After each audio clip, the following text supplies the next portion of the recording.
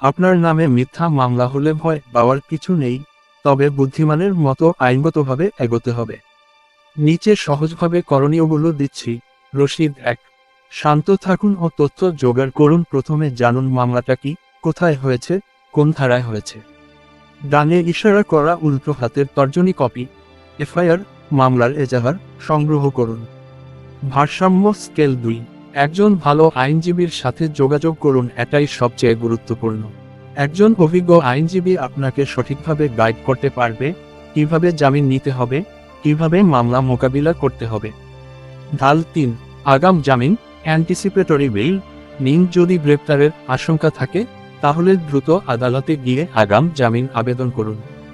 File folder খোলা 4, প্রমাণ সংগ্রহ করুন। আপনার নির্দোষ প্রমাণ করতে যা দরকার, ভিডিও, ছবি, কল রেকর্ড, সাক্ষী, ডকুমেন্ট, ডানে ইশারা করা উল্টো হাতের তর্জনী সবকিছু গুছিয়ে রাখুন। এগুলো আপনার সবচেয়ে বড় শক্তি। নিষিদ্ধ 5, পুলিশের সাথে অযথা তর্ক করবেন না। পুলিশ এলে সহযোগিতা করুন, কিন্তু ডানে ইশারা করা উল্টো হাতের তর্জনী কিছু বলার আগে আইনজীবীর সাথে কথা বলুন।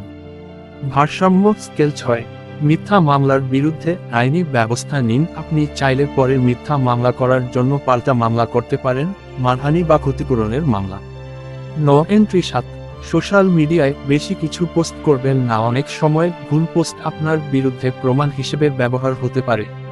চেক মার্ক সংক্ষেপে মিথ্যা মামলা হলে 3টা জিনিস মাথায় রাখুন।